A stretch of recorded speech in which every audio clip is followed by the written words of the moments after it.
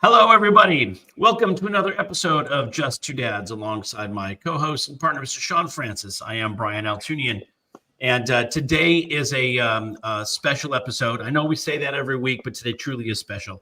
We have friends We say we have friends of the show. We have friends from business, and we have friends in life. Our guest today is all of those. And we're so honored and blessed to have our guest, Eboney Thompson, on the show today. She'll be talking about the day of diagnosis is special to Eboney because when a caregiver becomes somebody who also needs care, it's a very special kind of experience. We're going to hear that today, and we're going live right from a cancer treatment infusion center.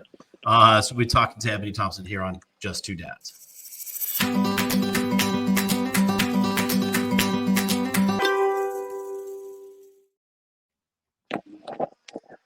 Hey, everybody.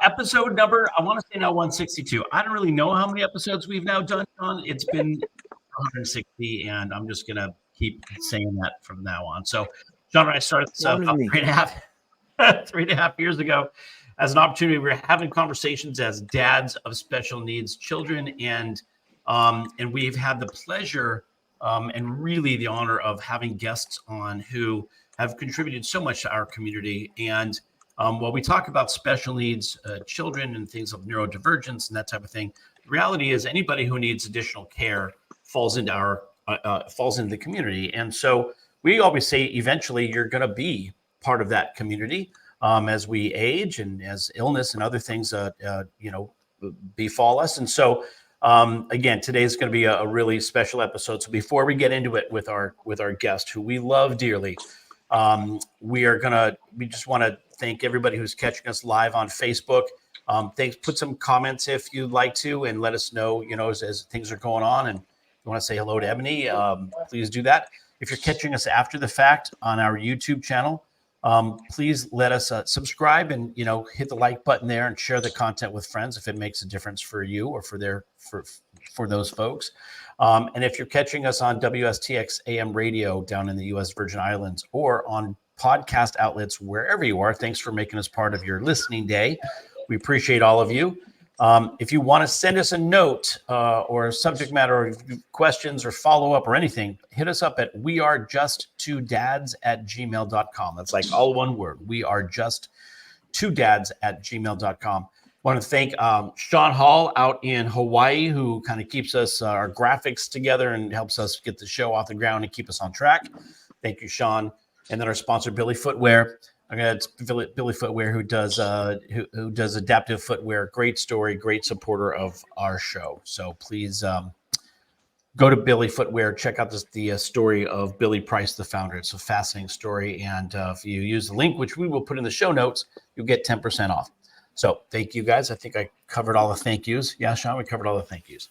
Yes, we did. Eboney, that's just to kind of get you like, okay, these guys are legit here.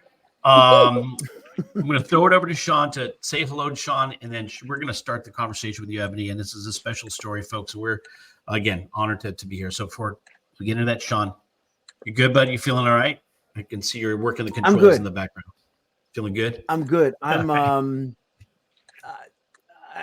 I don't know. It sounds redundant to say, oh, this is a special guest. Well, this is a great show. So those of you that follow the show know that Brian and I met working in financial services together. Our guest today is someone that was part of our firm, and that was how we met. And we quickly came to learn that she's just a powerhouse of an individual. One of the most giving people you'd ever want to know. Single mom, servant leader, warrior, all of those things. And she got a diagnosis, which I'll let her tell the story, right?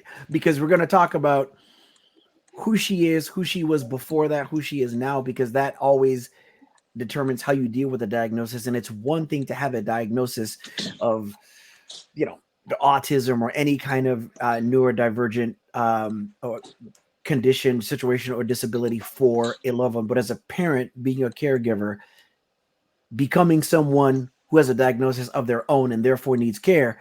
She's exemplified, making the most out of that. Like I said, she's actually doing the show with us today in the middle of a chemo treatment. And so she continuously kicks excuses to the curb and is the living example of Muhammad Ali's words in that service to others is the rent we pay for our room on earth.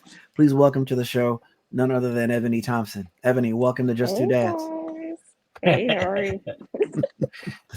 It's so good to have you, by the way. It's so good to see you. I'm glad to be here. I'm glad to be here. And you are thriving, girl. We are so excited to have shared with people your story. And perspective is something else too, because we begin the show. This is why we need to judge people less, because we begin this show thinking that we're conscious and awake and all this kind of stuff. And so you have the show, we're doing the show now for 3 years, and then it just hits you like this week. I'm like, wait a minute. I never thought to have Eboney on the show. I've seen her journey, and you see what the definition of, special needs really is and inspiration. So, Eboney, you probably don't see yourself as a hero. I don't. Then again, you see, I know that, right? I know you don't. Yeah, we know that. But that's one of the reasons why you are one. And all heroes have superpowers, and all superpowers come from an origin story which determine how those powers came to be. So why don't we start with that? Tell us a little bit about where you're from, and how and where you were raised and all those things, because those affect how you deal with the diagnosis when you're faced with it. Well, I was raised in Louisville, Kentucky. But I'm an Army brat, so I didn't come over to the States until I was 5. I was born in Frankfurt, Germany, to military parents, both mom and dad. Strong Army. Military parents. And then we came over to the States when I was 5. Definitely a daddy's girl, a big daddy's girl, and great grandma's girl. So, they call me an old head when I was like 5. Because I was like a little old lady wrapped in one. But yeah, I just basically grew up there in Louisville, Kentucky. I was the only child for like 8 years, and then they decided I needed some company. So they had my little sister, and she became my world, my little living baby doll. And there is where I found my writing voice. So I became a writer. I'm a lover of poetry, because I was able to figure out who I was through poetry, through words. So I did that. But then I had some babies. And it was like, okay, now you got babies. Now you got to kick yourself in gear. And became mom, and being mom has been my life. Yeah. How many kids do you have now? I have 4. They are now 23, 21, 15, and 11.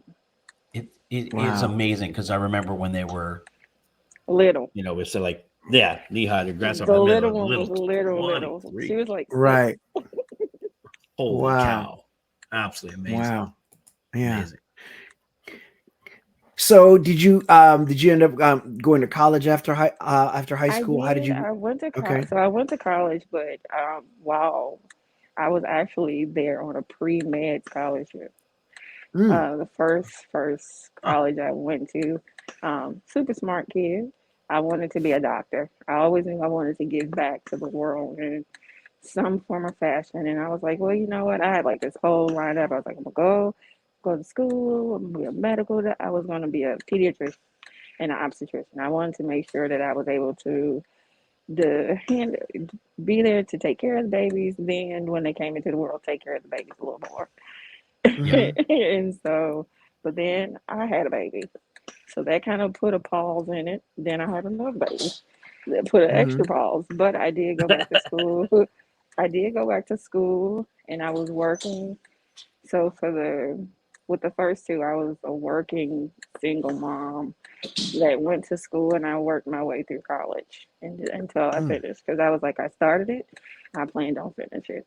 It wasn't the plan, but I still finished the plan. I always make sure that whatever I start out, that I finish it somehow, some way. So yeah. Interesting. So then after college, tell us about.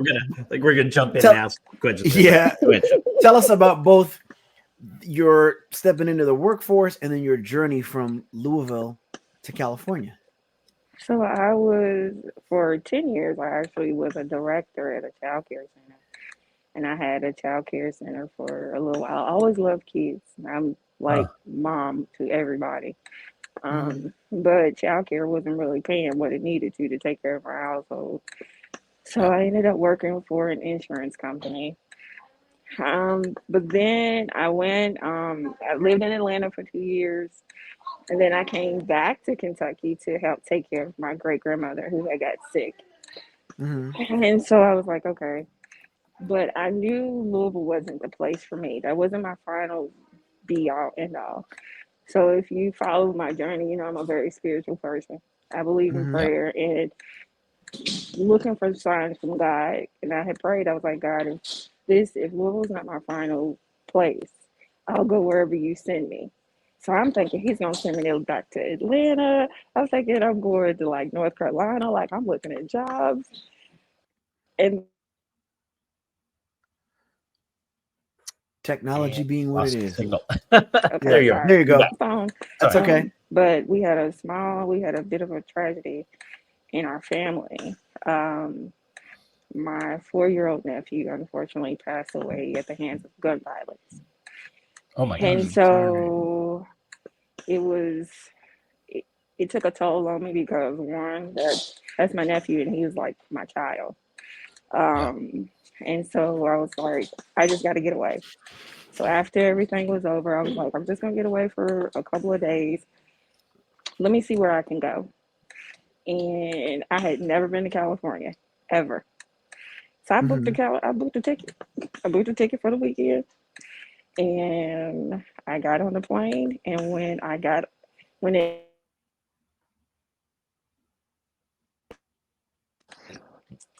You're I good. don't know. Anyway. That's okay. We got you. Now everybody want to call me. Of course. Okay. Anyway, so, when I landed in LAX, it felt like home. Interesting. And I hadn't felt that in a long time. And I was like, okay, so I came here for the weekend. I enjoyed myself. And you're talking about at the airport, not outside looking at the palm trees, anything like. Oh, can you hear me now? Oh, how about now? I might have to go out and come back in because you guys are cut off. I can't hear you guys. Oh, okay. No. We can hear you. Hold on. Go back. Okay. All right. Yeah. Go ahead. Yeah. We talk to people all the time about the fact that I told somebody the other day, they said, oh, you're professional. You edit your show. I said, no, we don't. We go raw. We go live because as parents of children who, have special needs issues, like stuff happens all the time, and we would go with the flow. So we're going to add Ebony back to the. Oh, sorry. You go ahead. I'll do her. I got her. There you go. All right. Ebony back. All right. Good. Yeah. Okay. Oh, so I was saying you're like you got off the plane. You're in the airport. You haven't stepped outside, seen the palm trees, anything like that. But you're in the airport, and it felt like home. It felt like home. And it was a feeling I hadn't had in a long time, even being at quote unquote home. Right. And so I was like, okay, this is something I need to explore. I know that explore feeling. So I was like, okay, I never wanted to uproot my kids anywhere. I don't want to put them in a place that they're not, where they wouldn't function. So I was like, okay, God, if you make a way to where I could bring them out here for a couple of weeks, then I'll do just that. So God bless my bank account. Thank you. And I was able to bring all the kids out here for 2 weeks. And they thrived. And they thrived like crazy. It was like something ignited in them, and they all woke up. And they were just so happy, so fresh. And I was like, that's all I needed. So I went back home. And I prayed about it. I said, God, if this is your will, make a way. If this is where you want me to be, this is where I'll go. And lo and behold, I came back out here once more by myself. And when I went back, I said, kids, we're moving. And they was like, okay. And I packed up my house and I left. Wow. Wow. It's amazing, right? That's an amazing journey for anybody to take, much less, single mom with kids and, throw on your back and go to some place you really had never been. And Spend had much never time. been. I had no family here. No Amazing. family. I was just like, God, if this is your will, then so be it. So I know that you, at some point, you get here, you're working, you get into financial services. Once you got started with our firm, that's how we met. But what I did not know until this week is that you not only got diagnosed while working with us with your cancer, but you were misdiagnosed years prior to that. So tell us about, now we kind of know who you are and your experiences and that kind of stuff, how it's fortified you. Tell us about symptoms leading up to both the misdiagnosis and then, of course, the diagnosis itself. So in 2015, like I was like by this time, by 2015, I was still dealing with the death of my nephew, but I had also lost my father and my great grandmother. Oh my gosh. So I was like super stressed. So I'm a person, I know my body, and I felt a lump. And I was like, all right, okay, So I immediately called my doctor. And I was like, okay, like I need to get in like right away. And so they came in. I went to my doctor. She was like, well, I'm going to send you to a specialist because I feel something as well. So they sent me to a specialist.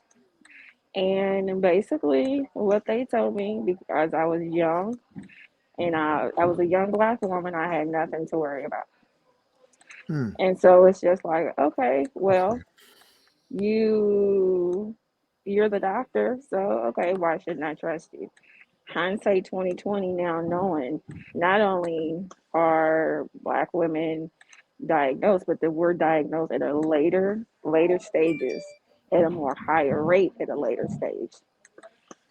And so they did have something to worry about too. They should have done not only an ultrasound, but they also should have done a biopsy. A biopsy, yeah.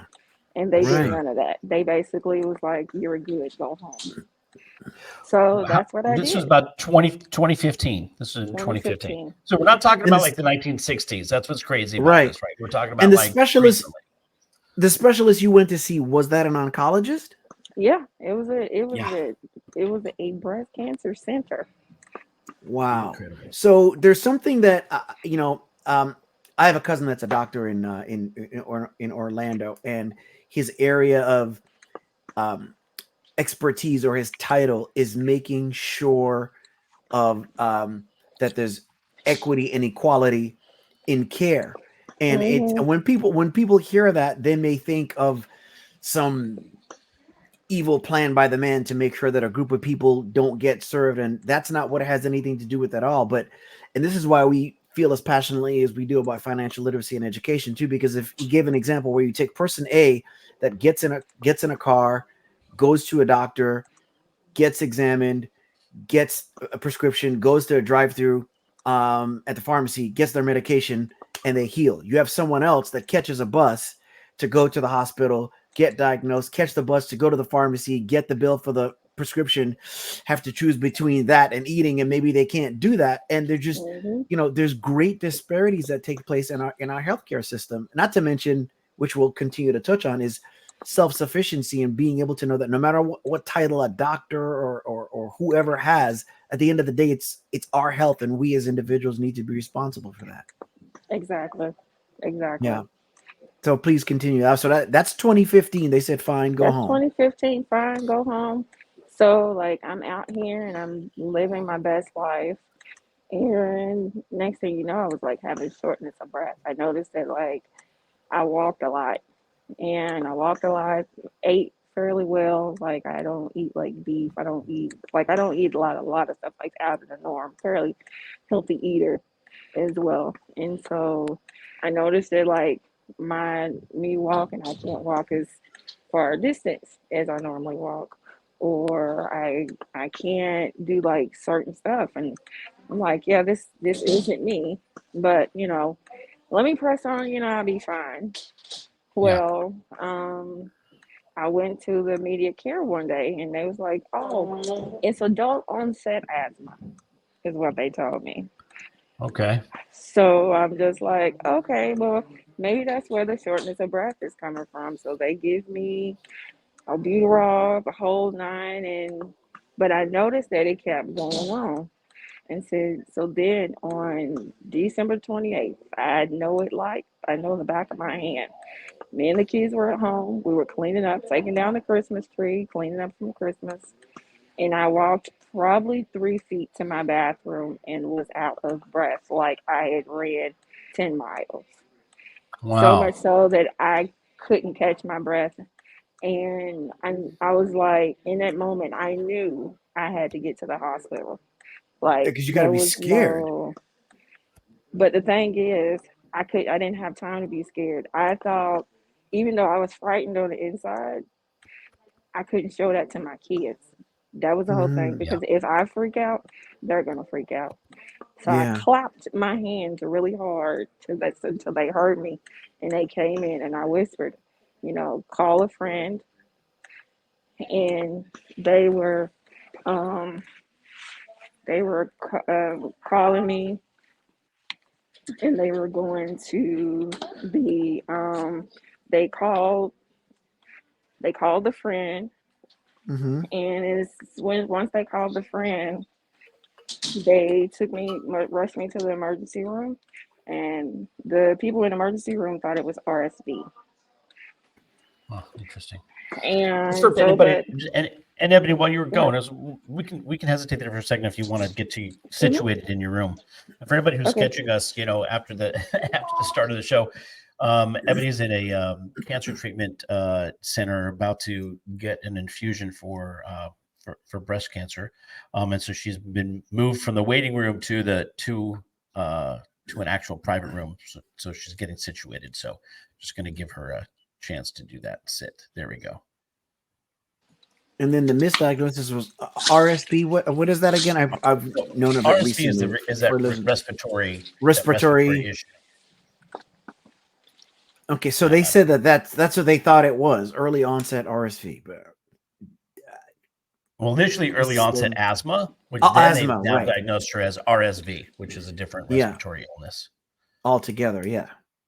Yeah, and that's I believe was 2018, right? This was in 2018. I know you're still muted, Deb. That's right. We're going to She's let still her getting finish situated. Yeah. getting set up. Yeah. Um, this is again, it's interesting to see how we put so much faith in our doctors, our nurses, and the medical profession, and they're under a tremendous amount of pressure as well. So there's fallibility there, but also we need to again always question, get a second opinion. You know your body as well as Ebony knows her body. Ask Right. for support and for some help, because a lot of times we hear a lot misdiagnosis. And RSV is technically a virus, so respiratory syncytial virus. So and it's common. So Especially in again, older folks, primarily. yes. And the thing is that we always talk about how questions are more powerful than statements, and the quality of questions that are asked. We always talk about that with regard to giving someone grace and not judging someone. But the power in a question and the quality of a question goes beyond just that. It's about it's how you get from point A to point B. If you think about it, and this is a classic example, our lives can depend on the quality of questions that we ask others, and first ourselves. And so, Okay. and no one is above that. So, Ebony, you're at the point where they're telling you now they believe that it's RSV. It's possibly RSV. Oh yeah, by the way, the doctor's coming in, so I'll go on mute again before I get to the room. But I can Okay. still talk. Okay. They just moved me all around today. So they thought it was RSV, but I was grateful for this doctor because he was like, I want to do one more test just to make sure. So he did a CT scan with contrast. And when they did the CT scan with contrast, in his words, I lit up like a Christmas tree. And what Mm. lit up was cancer. Oh gosh. And so So they you didn't light me, up like out of happiness. Internally, you lit up. You lit I the lit up board up like, of course, I lit the board up. like a Christmas tree. And so they immediately admitted me. The guy, he came in, the doctor, he came in, and he was just pale as a ghost. And I'm sorry, you said he was just what? Pale as a ghost. Pale as a ghost. Oh, wow. Wow. And he was like, because my oldest daughter went with me and a friend of mine went with me, and he asked them to step out of the room. Mm-hmm. And then he was like, Miss Thompson, you have cancer. And my response was probably not what he expected, because I was like, okay, what's next? And he was like, kind of like, did you hear what I said? And I was like, yeah. What's next? Get what to do I it. gotta do? What do we gotta do? He was like, well, he's like, well, you want to take a, he's like, we're gonna admit you. I said, okay. And he was like, and I'll have an oncologist come. He was like, I'm gonna personally reach out to somebody I know personally to come here. The doctors, so like he reached out to people he personally knew to come to the hospital. He was like, and so he was like, I'm so sorry. I was like, no need to be sorry, you didn't do it. Yeah. And he was like, it kind of didn't exceed it expected or whatever. I guess because other people break down, but in my head, it's time to fight. Yeah. Let me tell you why I appreciate that. And this might sound weird, but I've always said to myself, and I don't even think I've said this with regard to a grim diagnosis period, but I've always said, because I've had a couple things over the past couple of years that have had me wondering about my health. And every time I got checked out, they're like, oh, you're fine. There's, all the tests, show nothing. And it's made me think of, your own mortality and everything. And I've always said to myself, if I ever had a cancer diagnosis, one thing I know I would want to do is, as quickly as possible, without being unrealistic or avoiding the fact, get to a point where I could say, all right, what's next? How do we treat this? And here you are proving that I was right to think that, because I'm sure, based on everything you're saying, which I didn't realize up until this very moment, that you're having that attitude is why you're still here. My thing was, I have to fight because I have 4 people depending on me. Right. And those, at the end of the day, those are my world. Like, granted, outside of, you can have purpose, but I know I was put on here to be put on earth to be their mother. Yeah. So I'm not going to give up on them. And I feel like if I don't fight as hard as I can, I'm not doing them a justice. Yeah. Ebony, let me ask you, was it just breast cancer or was it lung cancer? Is that why you were having a hard time breathing? It started in the breast. So once the biopsy was done, I already knew that it was stage 4 coming out the gate. Stage 4 meaning, once you get stage 4, a lot of people give up on you. But I've been blessed to have a set of doctors or whatever who they don't see it like that. Well, basically stage 4 means it's metastasized, means it has spread to other areas. When I found out it had spread to both of my lungs, it was started in the breast, it had spread to my lungs, bone, and spine. So the lungs is the reason why it was I was having a hard time breathing. Sure. That's why I was asking. So of course they put me on oxygen. I've been off oxygen fully before, but last year I did have like a setback, and so I'm back on it. But not as it's pretty much 24/7, but you can't tell the way I be moving around. Yeah, moving for sure. around and all over the place. Right. Well, I'm glad Brian asked that, because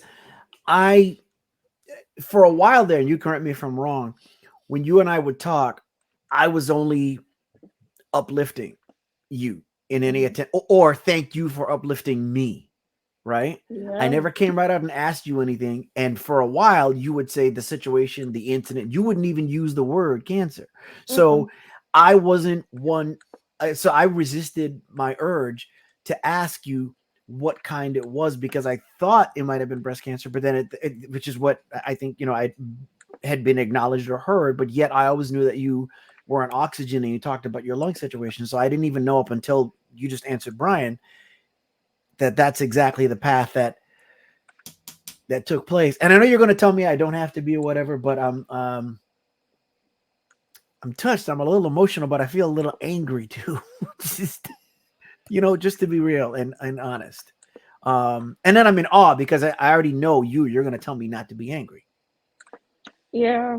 I was angry, and that's just like emotionally, that's something I had to deal with, because I was like, not why me, but why as a doctor, your job is to make sure that people are good.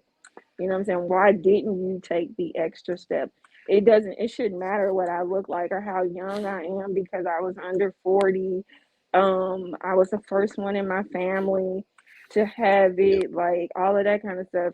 Regardless of that, you should have taken the extra step, the extra 5 minutes or the extra hour, however it would have taken to take you. I never see somebody as a number.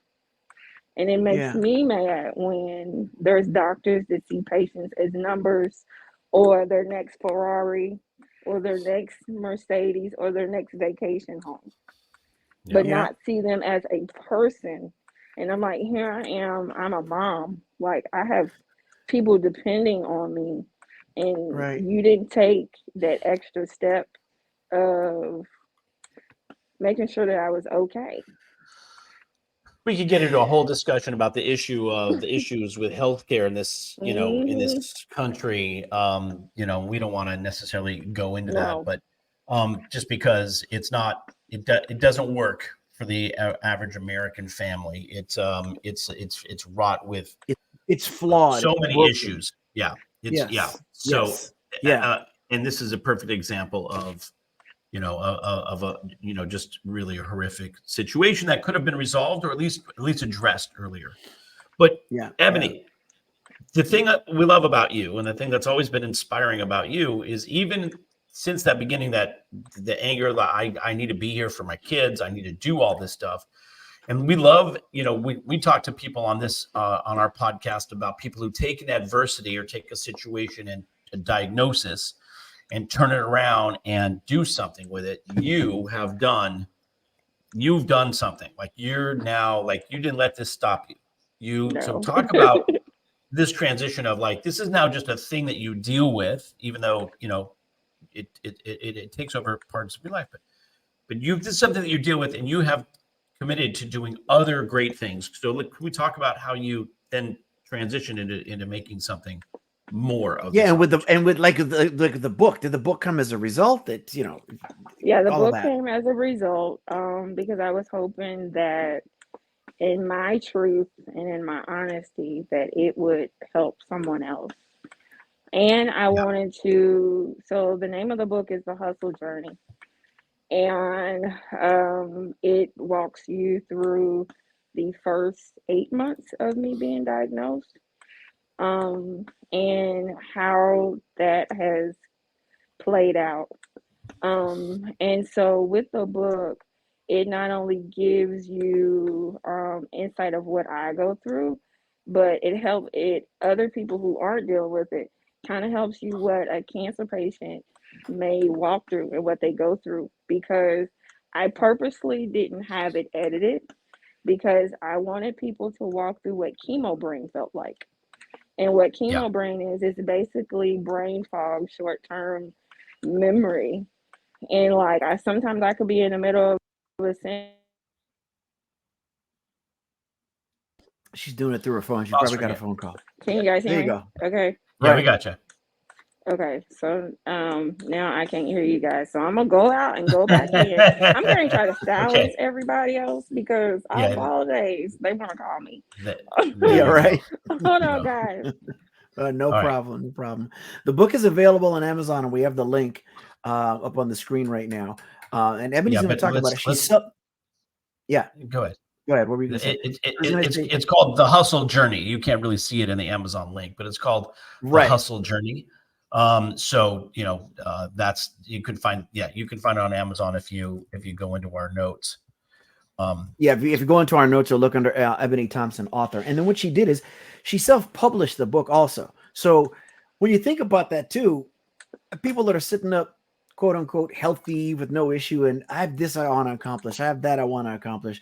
How am I going to do that? I don't know anybody. How do I publish a book? Well, what Ebony did is, again, just self-sufficiency. She self-published the book. It's available on Amazon. And, I'm sorry, Ebony, go ahead and continue to tell us about the journey. The hustle journey. Book takes the reader on. So it takes them also through the chemo brain and what it's like to be a cancer patient, kind of like what we go through. Like I said, I could be in the middle of a sentence and it's like the whole sentence just flew out of my head. That can be very, very frustrating. Or like, I want to say something or I want to remember something and something just happened. And so I call my kids, like if an idea pops in my head, I immediately text them or call them into the room and be like, remember this, and text it to me just as a reminder. I call them the other part of my brain.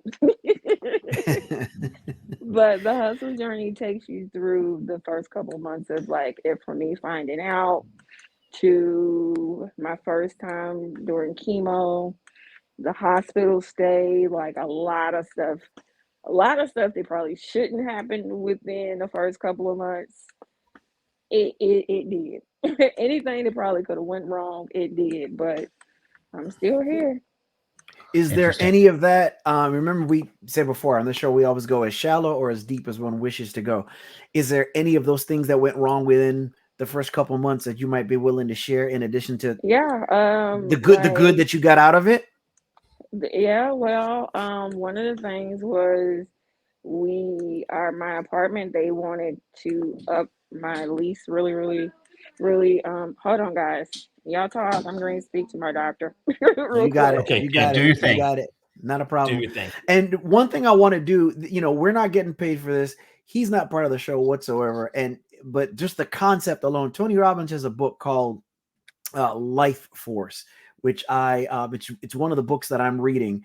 And what he did in the book actually is got a bunch of people together, a bunch of professionals, because he's obviously not a doctor, and just talks about a lot of the technologies that are out there that allow a person to take control of their own health, ask the questions that that need to be asked. And one of them, for instance, I have seriously considering, getting it myself, which is a full body MRI. Unless you've got something that dictates that they suspect you have an illness, most insurances won't pay for that. So that's something you have to figure out. But the other thing he's done is Life Force. Again, we're not getting anything for this. It's not an endorsement. I just think that knowledge is power and action is king. But it is a company that one can subscribe to actually get access to a lot of the cutting edge technologies that's out there. The idea is that over time, if enough people have access to it, what starts out as a high cost can be offered at a lower cost at some point. That's also the same concept behind, and I don't know the name of the company, but the company that Mark Cuban founded, owner of the Dallas Mavericks, where the idea is to get prescriptions to people without difficulty and at lower cost. Because we could have a whole show about big pharma and that whole nest or web, however you want to look at it. But these are things that are created for that purpose. And again, people may have opinions, as they do about certain people of stature and wealth or whatever have you. But at the end of the day, if you're able to create something that benefits people and impacts and changes lives, that's what the room on the planet is all about. And so that's just, something, to consider. It's good stuff. Going back to going back to Ebony's book, the great thing about what is really, I think we're going to start a book club here is what we're going to do, but because we've now had 3 or 4 people. Kelly Coleman recently wrote a book. Sohee June has written a book. Susanna Lavelle has written a book. And now Eboney has written a book as well. These are folks. That's literally born right here. You're witnessing it. You just started it. That we will do that because Kelly's book comes out. Pre-order is a couple weeks. I think in a couple weeks. Yes. Yeah. So we're definitely we'll going to do that. Kelly back on. We have another book. We're going to have another guest on who just wrote a book. A lot of it is about these folks who have taken their situation and, put it down on paper for other people to learn from, to get something valuable out of their experience. And again, I don't think I've ever written a book, about cancer by somebody actually going through treatment, what to expect, what go through. Yeah. Like what we're going to see with the hustle journey. So for folks, again, we put it up on the screen, the hustle journey, and we've put in the notes a link to Amazon where you can buy that. And by the way, we don't get any money. These are our friends who, we're supporting the work that they're doing because we think that it's going to make a difference in the lives of somebody else. So this is really fabulous. By the way, she hasn't mentioned it yet. I'm going to mention it only just for sake of time. Eboney has always loved stiletto heels, and she actually had a brand prior to and beyond called Hustle and Heels. In fact, she calls herself Ms. Hustle and Heels. So it's an awesome brand, and a lot of stuff has come out of that. We're also going to talk about a special appearance that she's going to have this week on another show. And hopefully we'll get to her. Yeah, that is happening tomorrow. Yeah, so we're going to talk about how that came to be and how that all came about. Place. Yeah, sure. I think anything, what it all stands for is that, it doesn't matter what your gender is, doesn't matter what your race, your age, where on the planet you live, you have value, and there's something inside of you that other people want to get. At the very least, just the reminder that they're not alone. And as much as we talk about how everybody needs to be seen, everybody needs to be heard, the other thing that we all need is the immeasurable bliss that comes from seeing other people, what it feels like when you realize that someone has been seen or heard by you. I sincerely believe that, and I'm not a scientist, but I'd be curious to see what the life expectancy of human beings would be if we were in fact more connected, if we were more childlike, less childish, and really did a better job at giving a damn about each other, and just never tire of trying to do that. I have to imagine that the lifetime expectancy of a human being would increase just as much, if not more, than medicine and technology would do. I agree. And for those who are not watching video, just so you know, Eboney is at a cancer treatment center getting an infusion. At the moment, she's actually live on camera. She's talking to her doctor. We have her muted, obviously, because we don't want personal information, but literally talking to her doctor about treatment, what she's dealing with today. So she'll be joining us again here in just a second. So Sean and I are vamping, but actually we're just sort of talking about the impacts. So we've known Eboney for several years, and right, Sean, this is the first time we've had a chance to really kind of delve into her story and hear everything that she's gone through. We've been observers and participants in communication with her on one-on-one basis, and as she posts her progress on social media. But this hits home for us because this is a friend that we've known for quite some time and have watched this journey. Yeah, and I want to say something about how I always talk about how we can never tire of our effort to raise our consciousness. So when Eboney was first diagnosed, Brian has a varied background, not only in taking companies public, CEO of his own company, corporate America, and all that good stuff, which is how we met in financial services. Brian also has a background in entertainment, in film production, and as a stand-up comedian. And so when Eboney was first diagnosed, Brian arranged with some comics and the owners of the Ice House, which is a well-known comedy club here in Los Angeles, to do a charity show to raise funds for Eboney's expenses. And I didn't attend the show. I believe I donated. I'm not sure, but the bottom line is we were aware of it. People attended, people donated, and everything. And then you kind of go about your business. I know, she's still going through her journey. I see her post on social media. I would comment. I would reach out to her. I would send her text messages every now and then, but there's a level of awareness that I'm getting here today that has been so absent despite our friendship. And so that's why I'm saying we can't ever stop getting curious about other people's shoes. For sure. Just never, ever, because the truth of the matter is it's really work. I was thinking of something the other day, and Brian, I think you and I were talking about this, where I said, kindness is work. That sounds like a bad thing to say for some people, because you're like, no, you should naturally be kind. Yes, in terms of being cordial and how's your day, and you think of people here and there. But at the end of the day, there's a reason why when you look at a picture of your child's class, the first person you see is your child. Picture of you and 50 people, you're looking for you. The sweetest sound to the human ear is when someone says your name. So it's natural. It's okay to accept that it's natural to look out for yourself first, to look out for others as well.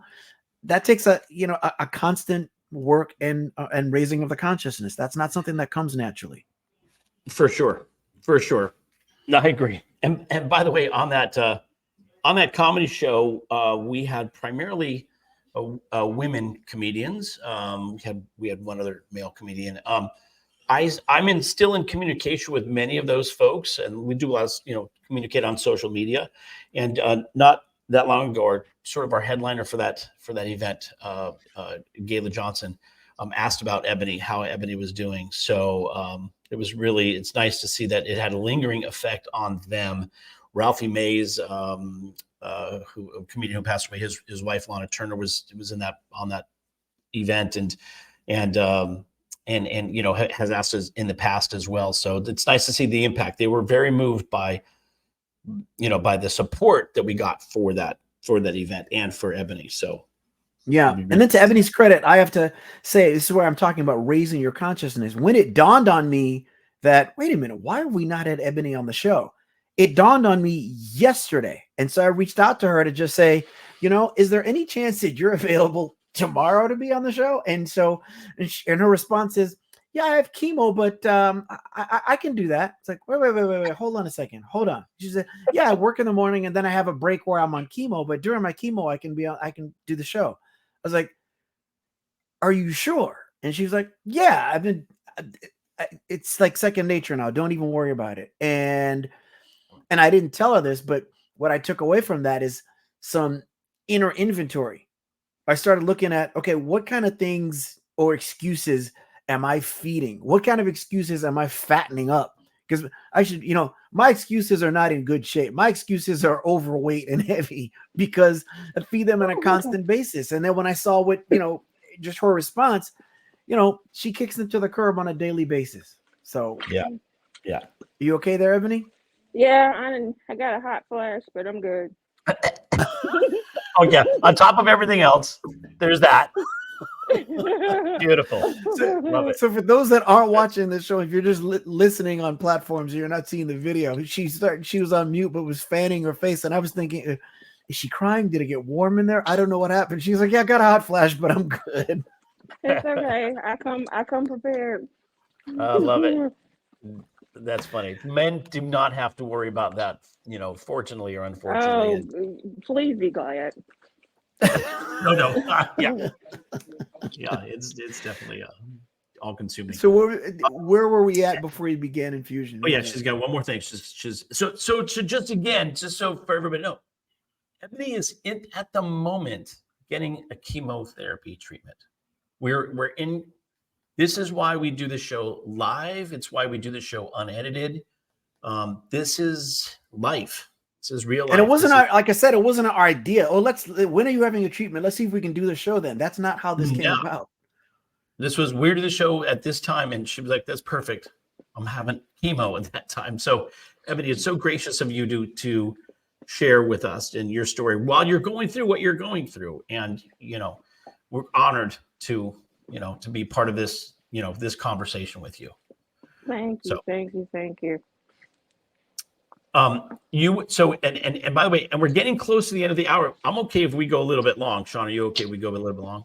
The folks at WSTX may be going, don't go long, but that's okay. If we go a little bit long, we just want to make a nice, easy transition here. But Eboney, I wanted to ask you, so Miss Hustle and Heels, you've written the book. tell us about like, what you've done, because you've shared your story through the book of somebody going through the cancer process, the cancer treatment process, and all the stuff that deal with. What is, some of the other things that you've done, and kind of where you go next? Oh, Brian, 1 second. Yes, sir. I'm sorry. I just make a note of that. I just remember what we were asking her when she had to go off. She was talking about, she was going to tell us some of the things that came about early on and the benefit that she got from some of that. I'm sorry. And then we can go back to what you were going to say. Sorry. Go ahead, Evan. Well, one of the things, I had some friendships that I thought were rock solid. I was friends with somebody for like 20 years. That's a long time. Mm-hmm. That pretty much to the degree they weren't built to go on this journey. And so, we felt like we literally fell out. Like the person was like trying to like place blame on me, and like it was a lot. But I was like, at the end of the day, I was like, you weren't built for this. And no offense to, people, everybody's not built for the journey to go on it with you. And I don't have any space in my life for weak links, because in the moments where I'm weak, I need other people around me to be strong. And if you're not one of them people, then, oh well, I'm, boo-hoo cry, I'll get over it. I want everybody to catch what that means. It takes a certain amount of evolution within to notice that it's nothing against that person, that they're not built for the journey. I had a family member that had a diagnosis, and when they went through chemo and everything, one of their ride or die best friends, they didn't fall out, but the person, you could tell they weren't built for the journey, and the friend was male. So I think that they struggled with the ability to say, I'm sorry, this is just too much to handle. Mine was a male too. And, I was just like, and I had fair warned them in the beginning. I was like, if this may not be for you, this may not be for you. So I'm giving you permission to bow out gracefully. And they were, no, I'm not going anywhere. I'm going to be there for you, the kids. And like 2-3 weeks in, it was a whole to do. But I mean, no hard feelings. I got over it. I got through it. I've forgiven them. And my whole thing is I hope they heal, because they were broken in areas. And so, it is what it is. It didn't stop my show, and it didn't stop my growth. So, some probably other helped things, your growth. Yeah, it actually did. It gave me space to grow. Another thing was, me and my kids were homeless for a couple weeks. We were in an apartment. We were in an apartment where I refused. Basically, I had went from one price. They tried to jack it up a whole different price, and I knew that I couldn't afford it.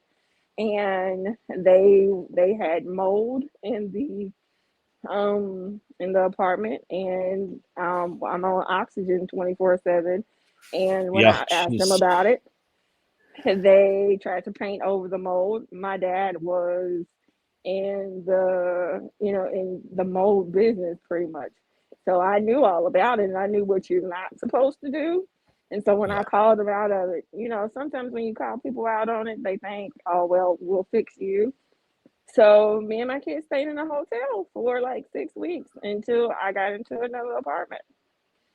Yeah. Wow. Amazing. Wow. Yeah. So it's, tough enough to deal with what you're dealing with, and then the additional adversity of what goes on just again in life. That's part of our world. That is, and again, some people can choose to. I was still going to chemo therapy. Still got to do what you got to do. Still got to do. What were you going to ask, Brian, earlier? So some people take that road and just give up, or they just go downward spiral. You did not. You have you've excelled. So I was just going to say other things that you've done besides the book and your brand, Miss Hustle and Heels, and then talk about your episode tomorrow, if you don't mind, on yes, what happened. So let's talk about that. I was so excited. So I got an email to be a part of our audience, So when you're a part of the audience, they do have you fill out a survey. And part of the survey was like, do you know someone that um, deserves flowers? Now, I always talk about how, my children, how much I love them. Well, love is, I feel like it's not even a big enough Not word. adequate. It's not even adequate for what, because there has been several times where I could not walk. There has been several times where I have not been able to shower on my own, where I would have panic attacks and PTSD because all of that Sure. has come along with having cancer.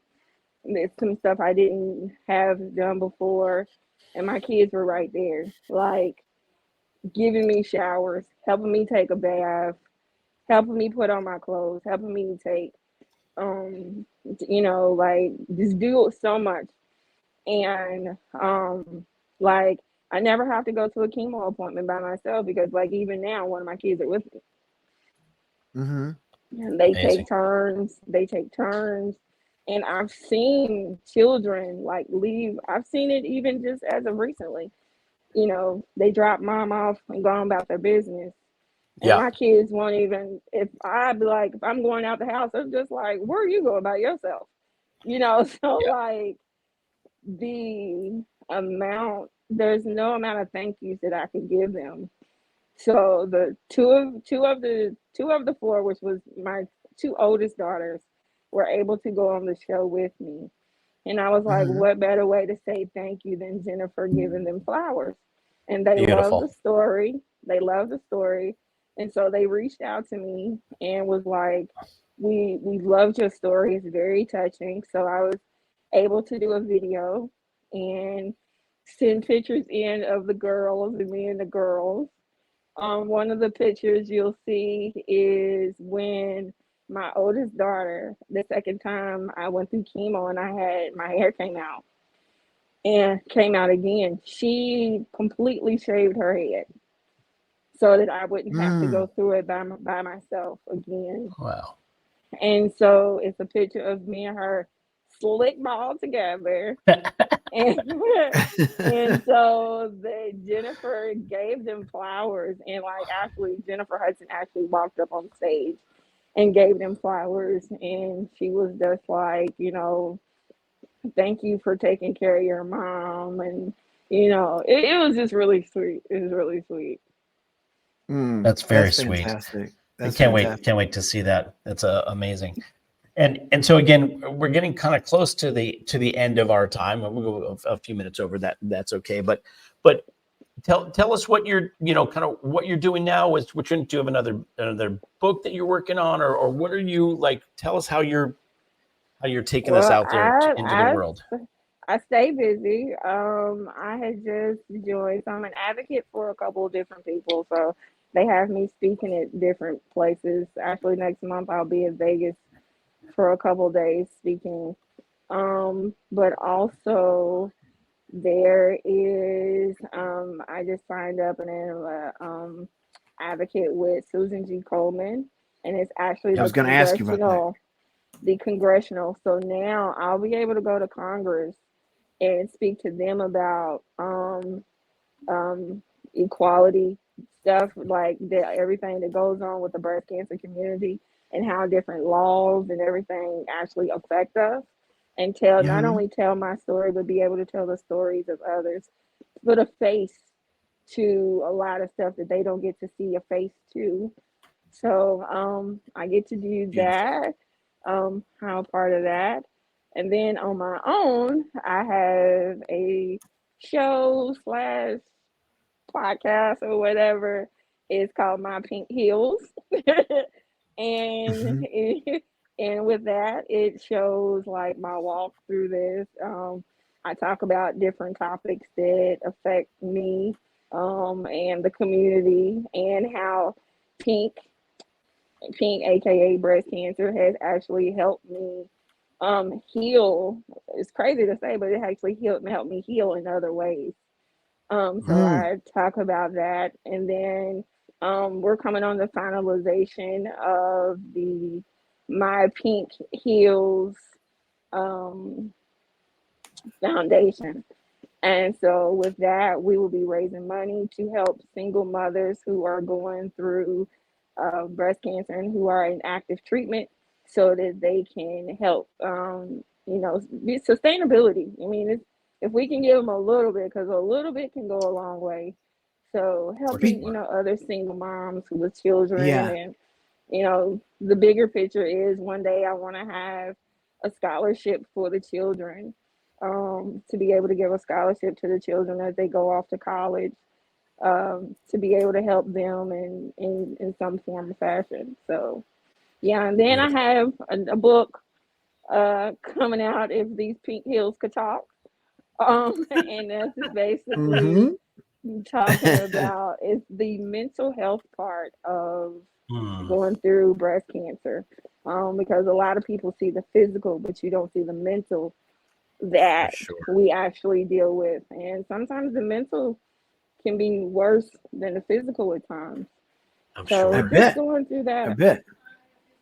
So speaking of inspiration, talking about a little goes a long way. So it is 12:02 Pacific Standard Time right now, and you are in chemotherapy. Why don't you tell them what you're doing this weekend? Oh, this weekend I am going.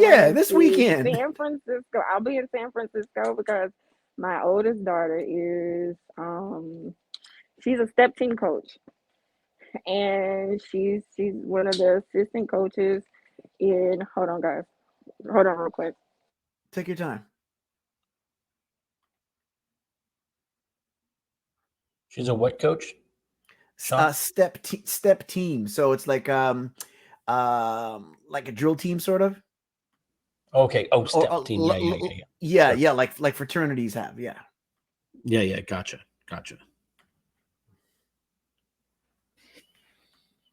Oh, we lost her. For a second. Well, let's do this sign off, but we're gonna bring her back to finish. But just before we forget, just want to we put her Instagram on there, Ms. Hustle and Heals, up on the screen. If you get a chance to click on that and follow her on Instagram, it's inspirational. Again, this is we knew it was going to be a special episode and a lot of special time that she has spent with us while in the midst of chemotherapy treatment. Grateful to have her on the show and the work that we do. And this is not work for us. This is our connection to the world and to our community and to each other. And we're grateful to have this platform to be able to, to share these stories and hopefully be inspirational for others. And, provide some folks with, a sense of, again, I always end the show by saying empathy and love. So empathy is always, just make sure that you empathize with somebody. You never know what they're going through. So give them a little grace, let them experience, their life without being judgmental. And if you look through the world, look at the world through the lenses of love, the world's just a better place.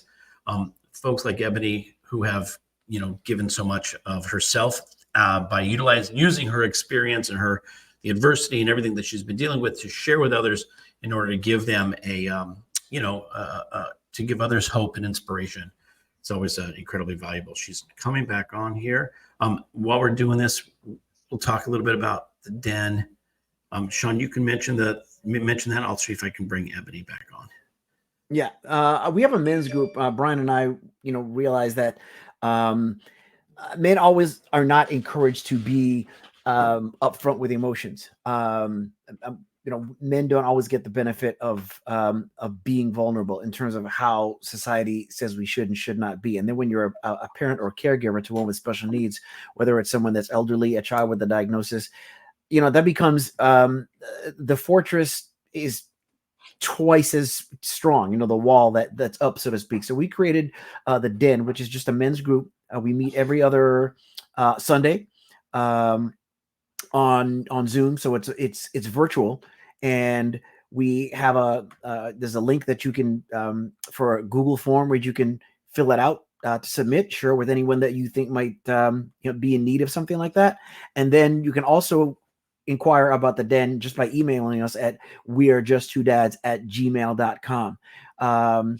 It's interesting. The majority of the men that are in that group, or at least a large number of them, are in the group because their wives ended up signing them up or suggesting that it's something that they do. So we've had conversations about that too, the best ways in which we can be allies. And then the last thing, Brian also mentioned Billy Footwear.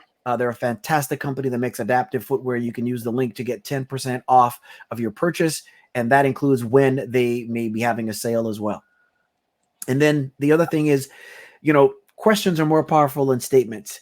As I mentioned earlier, not just that you want to not be judgmental and have more empathy, but you rob yourself of a tremendous amount of feeling if you, when you don't take the time to see someone else and hear them. So, to any and everyone within the sound of my voice, we love you. We thank you for the time, and we're so grateful for this platform. And for Eboney, gratitude eternal. That's all I can say. Oh, thank you guys. Yes. And then the episode, your episode on the Jennifer Hudson show airs tomorrow. You want to check your local listings to find out where that's gonna be, because it's tomorrow, time. Which is February 22nd, is tomorrow. Just so that people know, in case you're catching this after the fact. Yeah. Right. Yeah. Okay. Was there other stuff that you wanted to say, Eb, as we kind of sign off? I just want to thank you guys for having me on. I never take for granted the chance and the opportunity to be able to tell my story. My whole thing is every time I get to tell my story, I pray somebody else is healed, whether you're going through cancer or whether you're not. I've adopted and called myself Miss Hustle and Heals, the hope influencer, because my whole thing is I hope I provide hope to somebody in some form of fashion. Yeah, you go. The world can never have enough hope dealers. So thank you so much. That is the best. Thank you, everybody, for catching us in this amazing episode. And Eboney, we love you. Continued fight, and we're in your corner and praying for you regularly as well. So thank you. And I apologize for not getting you on here earlier. You too can have a podcast. It's all about timing. And this was the first time. God's plan. All right. Have a great day. Thank you again. We love you. And thank you. And Eboney, stay on here when we sign off here. But thanks everybody for catching us this today.